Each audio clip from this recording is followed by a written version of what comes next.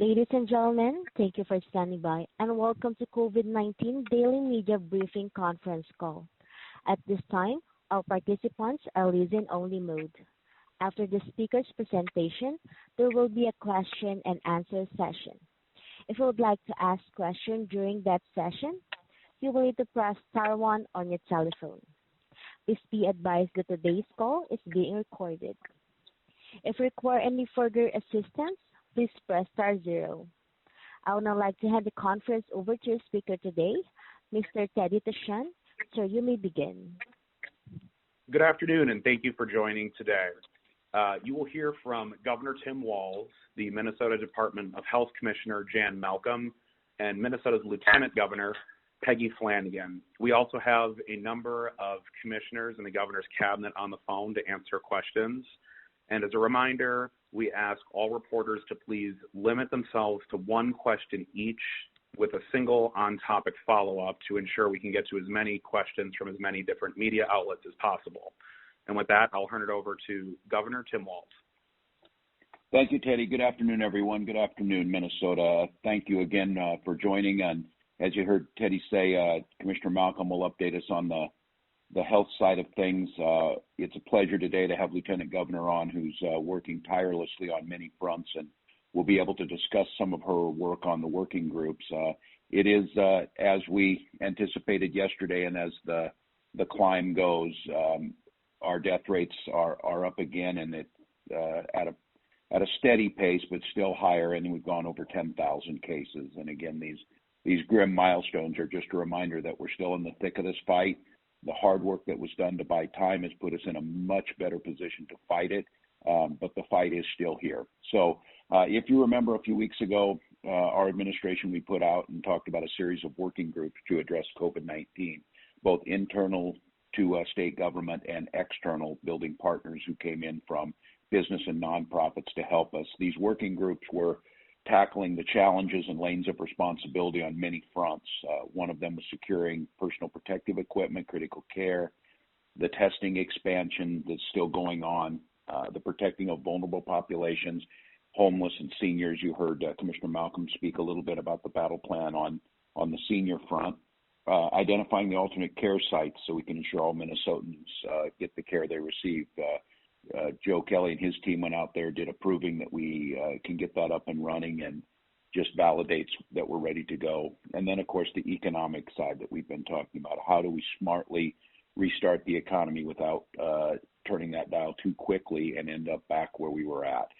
Amongst all those things, there was a need, and we're seeing it highlighted more and more, the need to make sure that equity ran through how we do things, and specifically racial equity. We're seeing this across the country, that COVID-19 is exacerbating some of those inequities. And I asked Lieutenant Governor along, and she partnered with Department of Human Rights Commissioner Rebecca Lucero to lead a community resilience and recovery work group to think about how we move forward. The Lieutenant Governor said very early on, when someone said COVID-19 was the great equalizer, she pointed out that was not the case. It ended up showing some of those inequities. So a public health crisis now exacerbating those differences. So I'm excited today to hear a little more, as you'll hear from the work that Lieutenant Governor's doing, and building strength in communities and working with the legislature to find some real fixes. And that brings me to our next piece. I'm going to make a public ask of our partners in the legislature today. They did together on March 19th. We all worked together to create the Minnesota COVID-19 Fund. And that action made a big difference and I believe saved lives. It created the $200 million fund to provide resources to protect Minnesotans from COVID-19 and maintain our operations during the crisis. Currently, there's about $65 million remaining in that fund, but there was a sunset on it, and it expires May 11th. What that means is that COVID-19 fund was used to buy the testing material, which is key to opening back up and controlling this pandemic. It was used to prepare the alternate care sites to make sure that if we do run into what states like New York did, we would have the capacity to have the overflow ready.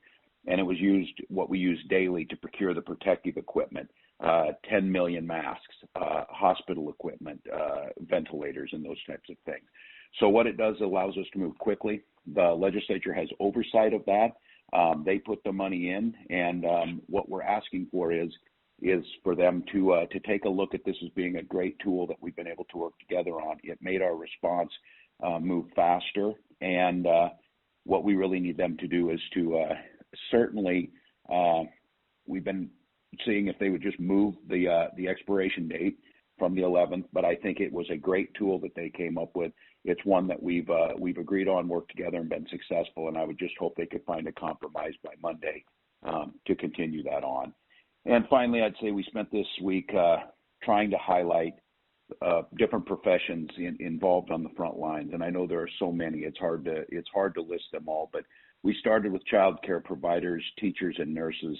And today, this is one that many times these are folks that do their job pretty much out of sight, and if they do, the rest of folks might not know how challenging this is, and that's our Minnesota correctional employees.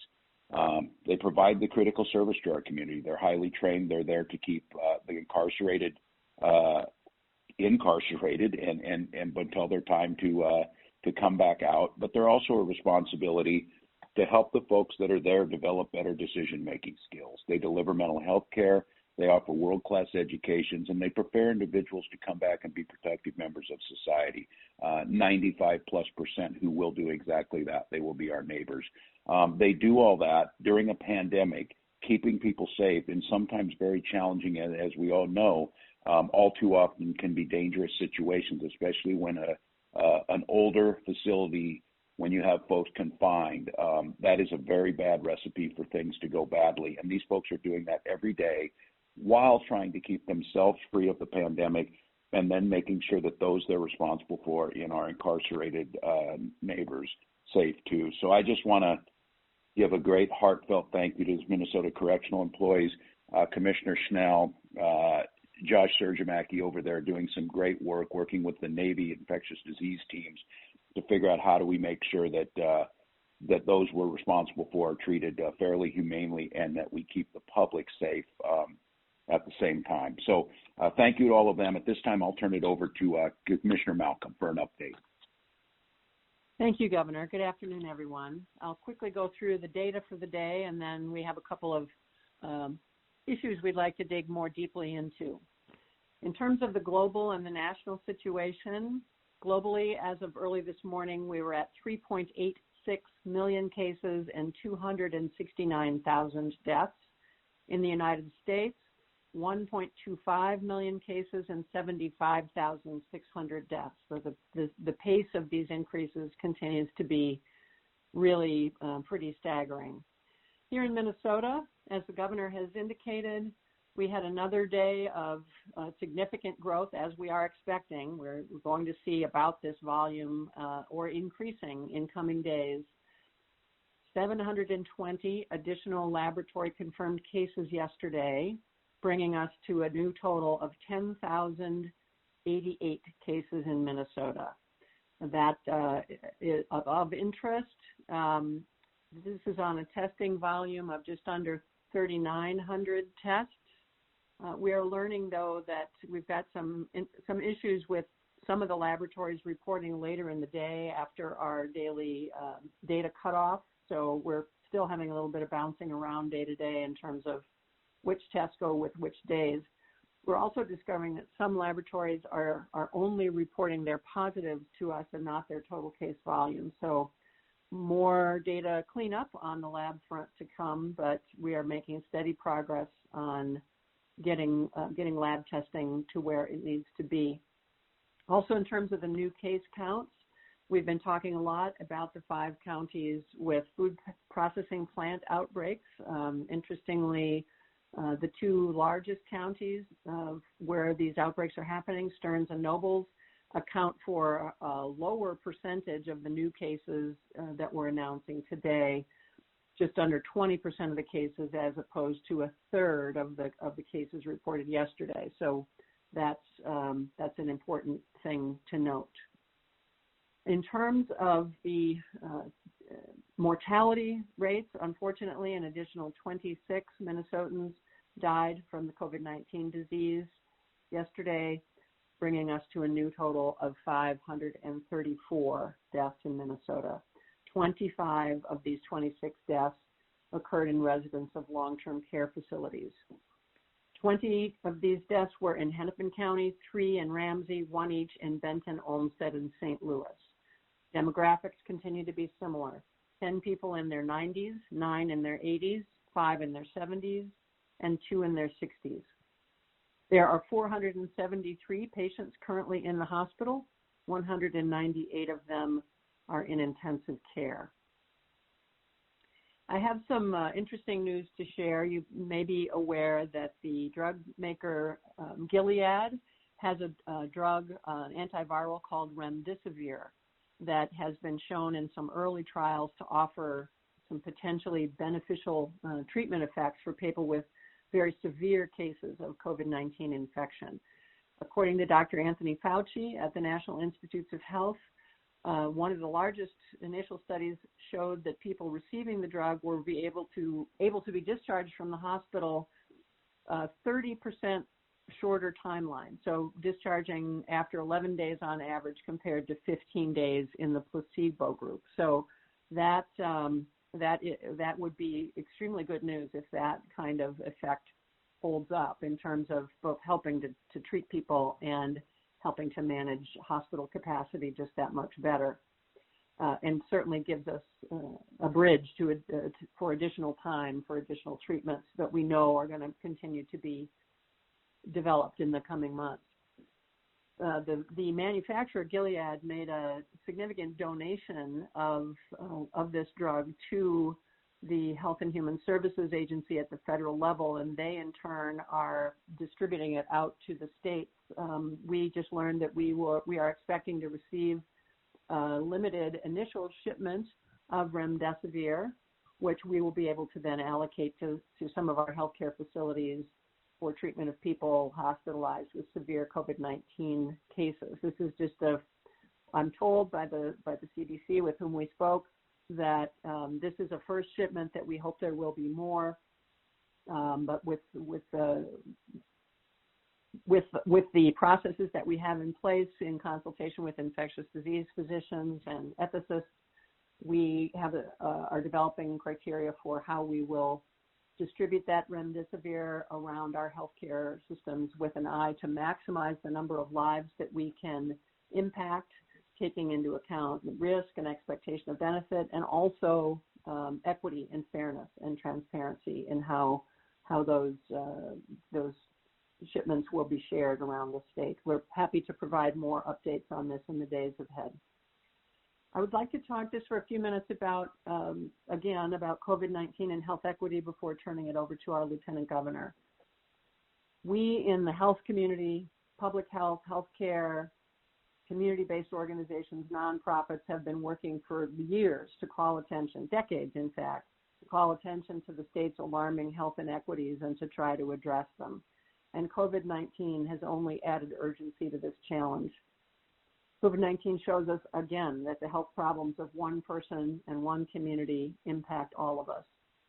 We do know that people of color and Native Americans are experiencing multiple inequities in income, housing, employment, etc., that make them disproportionately susceptible to multiple health issues and chronic conditions such as diabetes, heart disease, severe asthma, etc. And this puts them at significantly higher risk for severe illness from COVID-19, as we've talked about. We also know that Native Americans and people of color, particularly immigrants and refugees, also are often the ones working in industries identified as essential services as businesses, such as manufacturing, the food industry, and long-term care and healthcare, as we talked about yesterday at some length. And these environments where COVID-19 may be spread more easily if there are not appropriate preventive measures in place are putting these workers at increased risk. And we're seeing these inequities emerging in our COVID-19 data, and we've been reporting on this for a couple of weeks now. We know that Black and Hispanic Minnesotans are disproportionately represented in the total number of cases and hospitalizations compared to their population in the state. For instance, Black Minnesotans account for 6.6 of the overall Minnesota population, but nearly 17% of all COVID-19 cases and over 19% of hospitalizations. Hispanic Minnesotans account for 5.5% of the state population, but nearly 14% of COVID-19 cases and 9% of hospitalizations. We've talked about the fact that healthcare workers are disproportionately represented by people of color and Native Americans, and there too, they are being hospitalized at a higher rate even than their proportion of those healthcare workforces. And yesterday we talked specifically about the long-term care workforce and the significant concentration of the African immigrant population among that workforce and their much higher case prevalence and positive rates. So I think it just underscores what we've been saying that we knew was going to show up in these data, and the data are indeed confirming that the burden of this disease, like so many other things, is not spread evenly across our populations. So it's just so very critical that we continue to work to assure that our approaches to prevention, information dissemination, data collection, and testing are informed by a health equity lens so that we reach all Minnesotans, and particularly those who are at greater risk. And with that, it's my honor to turn this over to our Lieutenant Governor. Thank you so much, Commissioner Malcolm. Good afternoon, everyone. We know what Minnesotans are doing a good job of. We know that they're doing a good job of social distancing, and we're thankful for the time that you've brought us to be able to build out surge capacity, ramp up testing, and put together a comprehensive response. But we know that we also cannot let up and let this crisis quickly take a turn for the worst. And so this is especially true in communities of color and Indigenous communities. We know that the COVID-19 pandemic falls hardest on communities who are already in crisis. That includes the unequal impact of COVID-19 and that it has on our Black, Asian, Latinx, Indigenous, immigrant, and refugee community members throughout the state. This public health crisis is exposing and exacerbating the racial, economic, and educational inequities that have been here all along. As an administration, the governor and I are focused on what we can do across the state in partnership with community to ensure that our most vulnerable Minnesotans are centered in our statewide response across public, private, and nonprofit sectors. In order to do that work effectively and intentionally, the governor and I launched the Community Resiliency and Recovery Work Group on April 17th. This work group is laser focused on making sure that racial equity is at the forefront of those critical issues.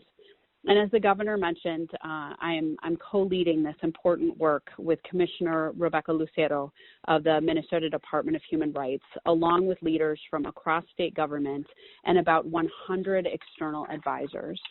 The scope of this work is to develop and implement near and long-term strategies and guidance within the state to best support recovery and resiliency with an intentional focus on communities of color, Indigenous people, and immigrants and refugees. Our administration has always been committed to listening and learning from community, and that commitment has not wavered during this pandemic. Over the last several weeks, we have listened to and talked with communities of color. And to those who have shared their stories, I want to let you know that we are listening and will not stop listening and working hard for you. The Community Resiliency and Recovery Work Group has also been focused on increasing transparency and reporting data regarding the racial impact of COVID-19. And I appreciate that Commissioner Malcolm broke down today's health data by race. It helps us to further understand how COVID-19 is impacting our Black, Latinx, Indigenous, and Asian community members. And today I'd like to just share a few more pieces of that data with you so that you have a sense of what we've been analyzing and collecting. As Commissioner Malcolm shared, Black and Latinx Minnesotans are testing positive and hospitalized at disproportionately higher rates. We also know that Black and Latinx Minnesotans have increased exposure to the virus because of the higher rates of work in low-paying jobs that are now considered essential, such as childcare providers and grocers. And this also means that their families, our families, and loved ones have higher rates of exposure to COVID-19. There's also a disproportionate economic impact on families. More than 1 in 4 people of color in Minnesota's labor force have applied for unemployment insurance. And I want to break that down further for you. So this is 29.8% of American Indians in Minnesota labor force, 20.8% of the Hispanic labor force, 22.4% of Minnesota's labor force who are Asian, and 31% of Black Minnesotans who are part of the labor force have applied for unemployment insurance. And it's critically important that we are really transparent about this data so that we can really see the issue and target it appropriately. Black and Native Minnesotans already experience homelessness at disproportionate rates. About 1/4 of Native people and more than 1/3 of Black people are experiencing homelessness in Minnesota have tested positive. So the data is really clear. We cannot allow these communities to remain invisible as we consider our response to the recovery efforts. We will continue to update you with data and the critical work that our administration is doing to center racial equity and community resiliency in the state's recovery efforts over the coming weeks and in the months ahead. And we are all connected to one another. And in Minnesota, we come together across lines of difference because that's how we improve the lives of Minnesotans. So thank you so much. And now I'll turn it back over to the governor. Thank you, Lieutenant Governor Flanagan, and to all the partners involved in this important work. We need to make sure no one is left behind, both during the time of pandemic, during the recovery time. So with that, Teddy, I think we will open it up to questions from the press. Ladies and gentlemen, as a reminder, to ask a question, you will need to press *1 on your telephone. To withdraw a question, press the # key. Again, if you would like to ask a question, please press *1. Please stand by while we compile the Q&A roster.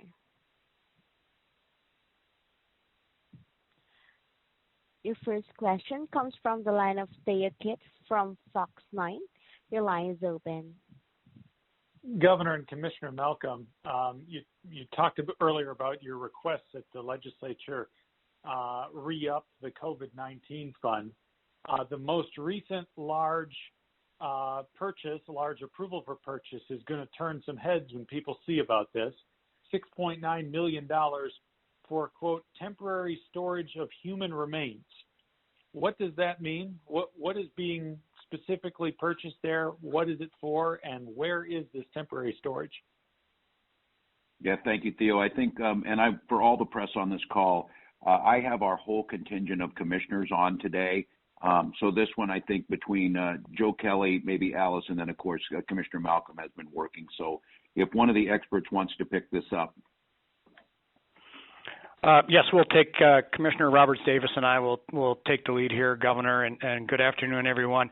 I know this is a sensitive topic. It's an uncomfortable topic for a lot of people, but we need to have a capability. We need to have a plan for a large number of deaths.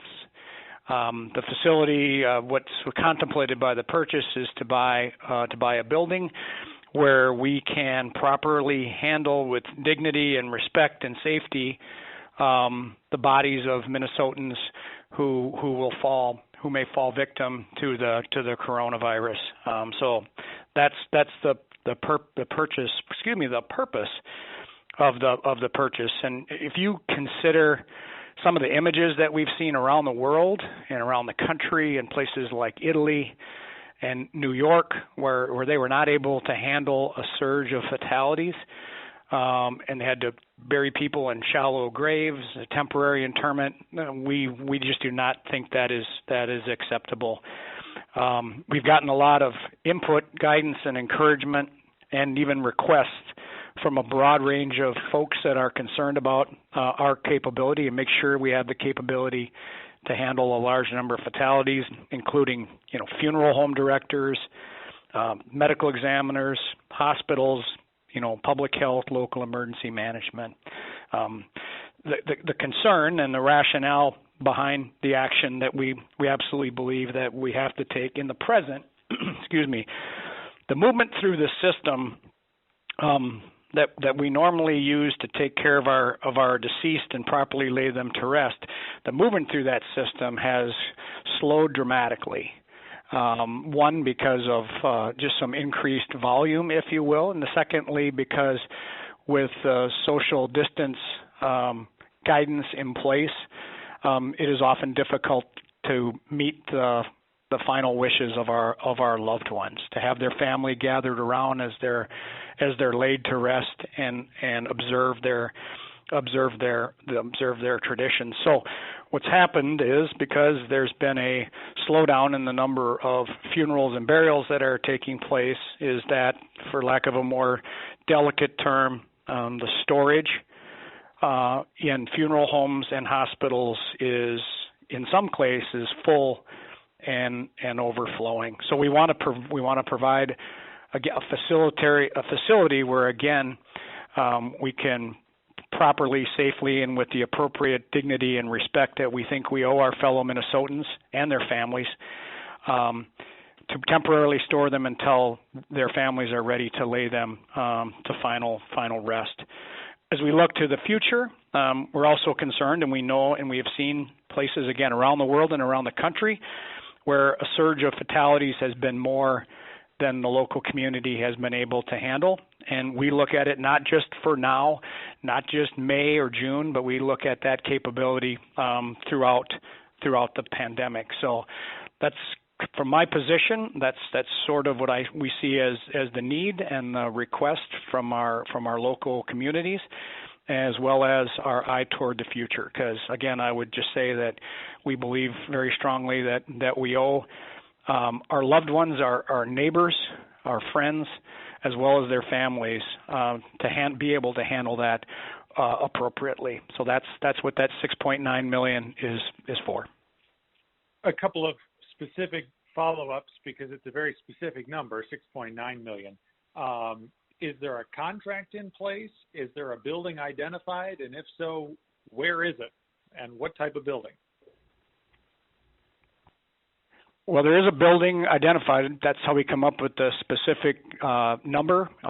It is a warehouse facility, to describe it generically, and we are in negotiations with the property owner and their agents, and we look forward to briefing that in the future. Can you give us a city? Because of the ongoing negotiations, I will demur on that request respectfully. Okay, thank you. Theo, we'll try and get it to you as soon as possible.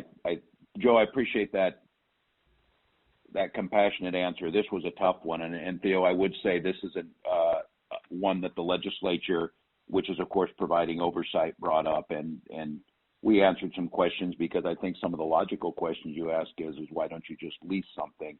And obviously, once you use something for human remains and the way they're talking about converting this building, that makes that very difficult. But we will get you that information as soon as it's appropriate to get there. And Director Kelly, I appreciate the way you handled that with dignity. This is a really tough one for all of us to talk about. Thank you. And your next question comes from Bill Werner from Minnesota New Network. Your line is open. Hi, Governor. Yeah, thank you for taking the question. This is in regards to the Education Department's guidance on graduation ceremonies, and some Republican lawmakers are not happy about that. Representative Erickson, as an example, says it's incredibly disappointing the administration took this unilateral action with no warning and no flexibility for schools that are able to hold their ceremonies safely. She says this one-size-hurts-all approach completely ignores thoughtful deliberations and plans already in place with local school leaders. Some school districts are saying they're small enough, their graduating classes are small enough that they can practice social distancing and watch the entrance and egress of the various participants such that it can be safe. Would you respond to their concerns, Governor? Yes, and I think, as I've said, and I would tell the legislator, I'm pretty certain that there's very few people that attended more graduations than myself and the First Lady. And this pains me like all of these decisions do. We're certainly not trying to do one size fits all, and I get it that there's a lot of folks don't believe we need to have social distancing. We don't need to wear masks. But I need to listen to the health experts on this. And what my response to be to them was, and I think maybe I'll have Commissioner Malcolm come in, I have pushed incredibly hard on this to find solutions. I have asked, what about 20 kids at a time in 10 different ceremonies? How do we best do this? And every time we leave ambiguity in one of these, then we get why aren't you being more specific? Why don't you do this? Why can't we go over here? And these decisions come back to, I have to rely on the experts to give both the health opinion and then the well-being and the capacity for us to be able to do it. So, a one size hurts all anything. I would just say in this that I'm pretty sensitive to criticisms around this because it's my life and where I'm at. And we are trying our best to make sure that we are striking that proper balance between public health and these important social milestones. So I'm pretty certain I'm hearing this, and thinking about this as much as anybody. I'll let Jan talk a little bit about it. And what I've said is that districts have asked us for immediate guidance. That guidance can change as the situation changes, as testing changes. We have moved dramatically from March 25th. Many different things have changed in that amount of time. Many things have changed from April 15th. So one of the things that I have been asking about is what does June look like? That's what people are asking me. It's very difficult to imagine numbers going down. It's very difficult to imagine that our death counts aren't going up. And it's very difficult for us to figure out exactly what that looks like. But as I've said, we're trying to give as much clarity as we can with as much lead time. And because of the need for that, MDE and MDH put out guidance as of today. So Jan, maybe I'll turn that to you, how we came to that. Yes, thank you, Governor. And I think you did a great job of explaining the context here, and it is with all appreciation for how difficult this is and how disappointing. But we just do have to remember the context that we're talking about here. We're heading up the steepest part of our curve. It's only going to get steeper. The numbers are going to grow. Our health guidance is still that people should not be gathering in groups outside of their immediate household if they can possibly avoid it. And people are going out for essential services and continuing to work in hopefully as much virtually as possible and with a lot of social distancing and a lot of protection. But the focus really has to be on minimizing contact outside of our immediate households right now. And even though folks have made the argument that they can do social distancing on the field or in the stadium or whatever, you already mentioned there are challenges around coming in and going out and what happens out in the parking lot and just the reality of an emotional time when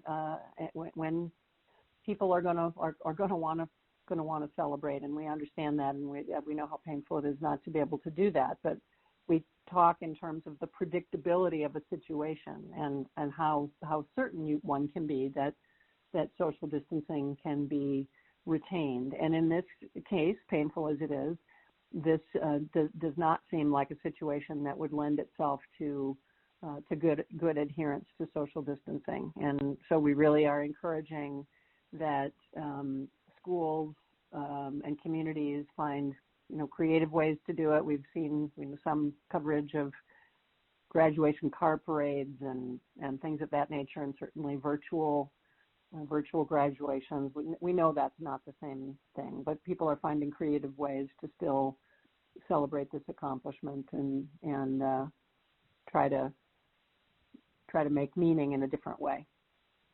Just very briefly, Commissioner and Governor, along that same line, and you discussed this yesterday, Governor, but there's no guidance in these recommendations from the Minnesota Department of Education. And this is small gatherings. I'm talking about graduation parties, not exclusively of family members, but maybe a few others. You mentioned I think you said yesterday you're trying to turn over every stone got to figure out how to do that. Those were your words. Can we expect anything on that for folks who maybe want to hold a small party with a couple of cousins or a grandparent, or well, maybe grandparent would be a good idea, but at least close friends? Yeah, Jan, do you want to speak to that? Because I think, Bill, of seeing the human side of all of these decisions, and there is never a one-size-fits-all with these because of the complexity. Sometimes it's just providing the clear guidance, and we're still discouraging, and the stay-at-home order discourages people from gathering in groups. Again, not because we don't want to see graduation parties or families gathered together, because we don't want to see folks transmit COVID. So, Jan, could you talk about that as we talked about that dial on social distancing, which is small family gatherings, is kind of the next notch? Right. Thanks, Governor. And yes, that we are continuing to look at that. We're continuing to look at emerging CDC guidance on size of gatherings and gatherings specific to different kinds of settings. As the governor considers what comes after May 18th, that's certainly something we'll be looking at is whether and how to update our guidance on social gatherings. But as of now, it does continue to be our strongest recommendation is to try to keep contacts within the immediate household as much as possible. But we will be discussing the size of gatherings further in the next coming days. Thank you very much. Thank you. Your next question comes from Matt Sepik from Minnesota Public Radio. Your line is open. Hi there, Commissioner Malcolm. I know you mentioned that you were talking about running the model again by the end of this week. Has that happened? And if so, what are you seeing in it? And I apologize that we didn't meet the timeline that we had set out for the new model. My understanding is that they're running some confidence intervals and so forth yet today. So no, we do not have the model at this point in time. I know that I just understand basically what's different about it, that they've put some new variables in, they've adjusted some things based upon what we now know about hospitalization rates and the like. But I'm sorry, we don't have it to share for you today. We're expecting another commitment that they tell me we are going to be able to keep mid next week is to put the source code online as well. So we'll be updating, all of the technical information, the calculations, the variables, all of the things that is on our website now about the earlier version of the model will be all updated, including the source code itself by no later than the middle part of the week. I'm assured that it's close. But I do apologize that we missed our timeline on that one. So you said the source code will be up online by the middle of next week. Does that mean the model will be run again with these new variables as well, or are you still waiting on that? Oh, yes. Sorry, I wasn't clear. Thanks for allowing me to clarify that. Yes, I'm expecting that we will have a new model to review with the governor by early in the week. Okay. Thank you, Commissioner. Thank you. Your next question comes from Dave Orick from Pioneer Press. Your line is open. Hi, thank you. Lieutenant Governor Flanagan, I'm sorry, I'm looking for this in my notes as you said it earlier. You gave some figures regarding Black and Native American people who are homeless and who tested positive, and I think it's like a quarter of homeless Indians tested positive, a third of homeless Blacks tested positive. Do I have that right? And can you put that in a context of how that fits in with the larger homeless population and the other population groups in general? We don't generally hear positive rates broken down by demographics, so I'd like some context for that. Yeah, sure. Thank you for the question, Dave. So that's correct. So I said Black and Native Minnesotans, already experience disproportionate rates of homelessness, and about 1/4 of Native people and more than 1/3 of Black people experiencing homelessness in Minnesota have tested positive. And again, we expect those numbers, right, to likely go up as we increase testing capacity. People experiencing homelessness and the unsheltered population in particular was a crisis beforehand, before this pandemic hit. And so we know, of course, that this is now exacerbated by the pandemic. Pre-COVID, if you were Native American in the state of Minnesota, you were 27 times more likely to be unsheltered than the white population. And so these are really difficult issues. And I want to make sure, though, that I am getting you, Dave, we will follow up to get you some of those additional specific numbers so that you can have access to those. We think this data is really important and want to give that additional context. Okay, thank you. And is there a belief that do we have sort of hotspots of shelters and places like that, or is it being spread in the sort of encampment type areas? What do we know about the spread in this population? So we do have our at-risk population work group that is looking closely at shelters and at encampments. I know that MDH is tracking this. And so I'm wondering, Commissioner Malcolm, if you could add anything additional here.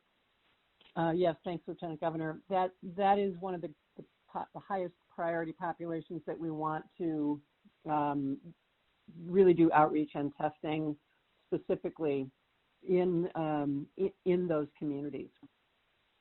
So the data that we have today are largely from folks who have been tested in the context of seeing a healthcare provider or some crisis situation where it's been evident that they need to be tested.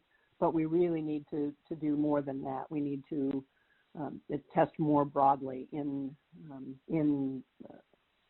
shelters and in the situations such as you mentioned in the encampment. So I'm aware that there's a lot of good work going on between the City of Minneapolis and Hennepin County Public Health Departments and Hennepin Healthcare, for example, to be ramping up the testing in those communities. So it's the data that we have right now, as the Lieutenant Governor indicated, we know is just the tip of the iceberg.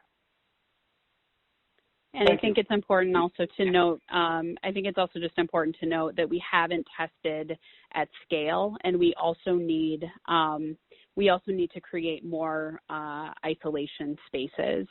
I want to just clarify that data, that for the Black and Native populations, the numbers that I gave you, that's the rate for people who have tested positive and are experiencing homelessness. Yes, thank you both. Yeah. If I could, I would just, first of all, thank you, Lieutenant Governor.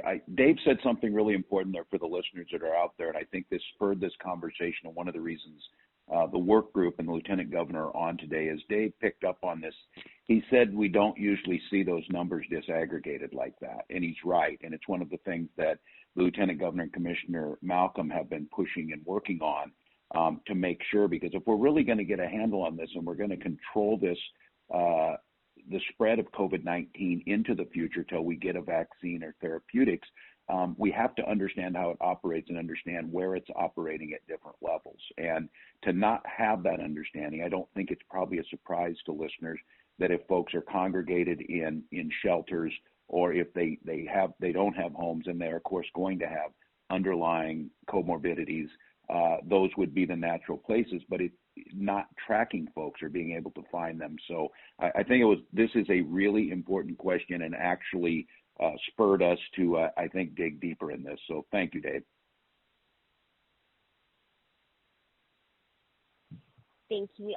Your next question comes from Dana Ferguson from Forum News Service. Your line is open.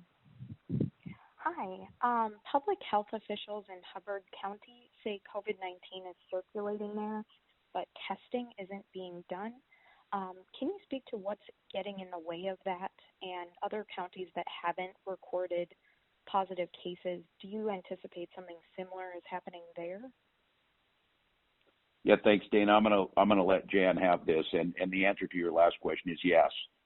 This is becoming glaringly apparent both in Minnesota and, of course, nationally, that the lack of testing blinded us. We had no sight picture on what was happening, and now this is something every morning we start it bright and early, have a deep discussion on this, and I'll let Jan talk a little bit about this. And if anybody else from the testing team is on, to maybe give a sight picture, why is it that we know we have the capacity today to do over 10,000, but we're seeing 4? I think it's a fair question. It's one of these things we want to test symptomatic Minnesotans, but the sentinel testing of things like that, of like Hubbard County asking, is valid. So, Jan, if you could take that. Absolutely. Thanks, Governor. It is a great question, and with the capacity that we now have, and we've been asking that question, why isn't more of it being used? There are sites all around the state that are listed on our website where testing is available, and the providers are telling us people aren't coming in, either because they had gotten the message previously that testing wasn't available, or for whatever reason. So people aren't availing themselves of the testing capacity that's there, and that we need to do better. We need to do more outreach, have a stronger campaign to make sure that people know that they can and should be getting tested if they have symptoms.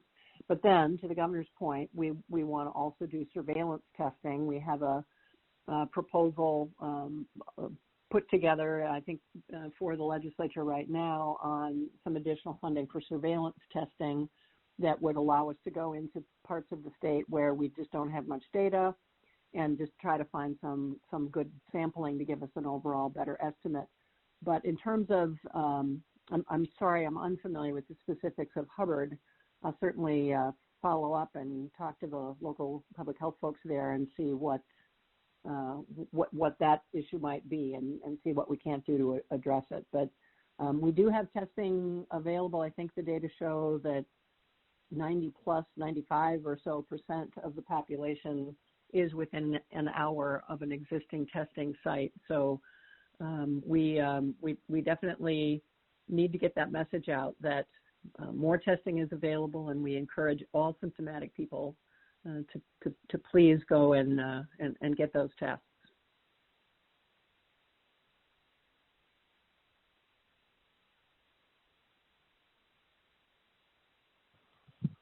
Thank you so much. And your next question comes from Brian Buck from NM Public Radio. Your line is open.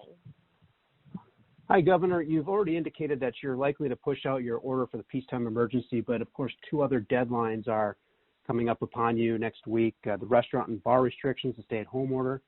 Are you inclined to extend those as well? And if so, how concerned are you that they're going to be ignored as people feel increasing financial and emotional strains of the crisis? Yeah, I think it's the question that we answer every day, and I think we reevaluate based on all the variables that we have to make an impact on it. As I've said from the beginning, that these are horrible choices. There's no good choices. Public health and public health officials making very informed judgment, and then balancing about what is manageable and what would be the long-term impact. I think one of the things that gets missed in this again, folks are not going to go back, and it is overwhelmingly in polling across the country, and we see it here. They're not going to go back if they don't feel safe. So I say this again, it's not ignoring a stay-at-home order from me. It's ignoring public health and science that puts people at risk. And with Minnesota still growing, to gather in a crowded place is, at this point in time, certainly a catalyst for spread. And so I'm not certainly worried about the vast majority of Minnesotans are complying. What I want to try and figure out is how do we do these things to create this new normal? Because I don't think what's sunk in yet, this thing is going to be with us at least until we get really good therapeutics, or we get herd immunity, or we get a vaccine. But that doesn't mean we can't do some of these things. I know that the stress to get going right now, but basically in Minnesota, this would be the equivalent of New York opening up right before they started up their curve. It's just really hard. Now, the thing is, as you've heard in so many places, we have learned from other people. We will not allow our dead to be set somewhere undignified, which is a horrible, worst case scenario types of things. But on every one of these things, we're thinking about it. And I think we're gathering data on bars and restaurants. So I do think it's too early. I don't worry about Minnesotans, just blatantly not doing it, because I think Minnesotans have proven already they understand that this is just what you do. And when I see people, I'm somewhat baffled by the idea of, I don't want to wear a mask. I'm not going to go into places. We have these discussions about your own personal behavior. If you're by yourself, you make the decision you need to make. But just like smoking in restaurants, we passed a clean air law here, and people no longer smoke. And I think society can't imagine a time when people smoke next to others where secondhand smoke was a problem. So I think Minnesotans have proven they care about their neighbor. They understand that these restrictions are that way. I don't in any way want to minimize this economic pain that is befalling folks, but just opening back up again is no guarantee customers will be there. And we have to figure out a way that we want to help you open back up safely so that there are customers there and people can feel it. And I think that's what we're moving to. We said all along it would be really dependent on testing and tracing. And that's why when we get these questions, is there not enough testing going on in some places? We have to fix that, and we have to keep pushing at it. Well, Governor, to follow on that, if people are doing such a good job of following these just out of community responsibility, does there need to be an order beyond May 18th? Well, this is a good question too. It's one of the things of how societies respond. I hear people talk about Sweden. Sweden did it basically out of said just do it on your own. Now there's several things that happen there. If you poll in Sweden, they have a very high respect for government and government's responsibility. They also have a very high respect for the personal choices that are made, that you're part of something bigger. I do think Minnesotans, if there's a scale, fall more on that scale. And I think it's one of the reasons why, if you look across the country, we have moved fairly wisely, I would argue, while simultaneously opening up while doing the things necessary to stop the spread. So it does require, there's absolutely no doubt, it does require social compliance based on the rules. But again, when I see people say, I'm going to stand in a big group and I'm going to protest this happen. I mean, I don't know if it's a fair analogy or not. I couldn't imagine Britons during the Blitz saying, well, I can turn on my lights because I have the right to turn on my lights. The entire city shut down because it put them as a target. And this idea of gathering together because you can, yes, you can do that, but it also puts everybody else at risk. So I think it's striking that balance of Minnesotans. I do believe this. And here's what I do believe too. I believe these business owners care deeply about making sure that no one ever gets put at risk. And I think they can put things in place to minimize that risk. And that's what we're talking about with curbside and then moving into retail. But I think there's going to have to be an education piece of this. I don't think it'll be the businesses putting people at risk. I think it'll be customers not adhering to some of the rules that we have to be careful about. That's why 49 states went, to stay at home for kids.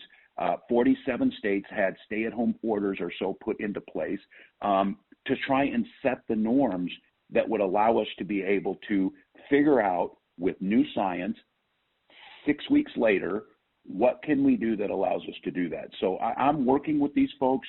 I hear them on this. I think the idea that this is a choice between health and economic destruction is one that we cannot make. It has to be a line between them.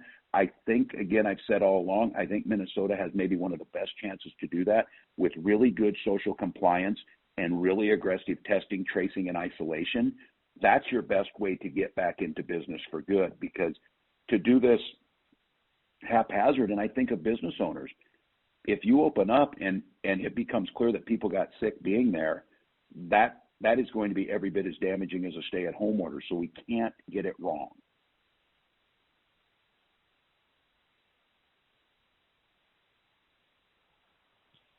Thank you, sir. And your next question comes from the line of Tom Hauser from KSTP TV. Your line is open.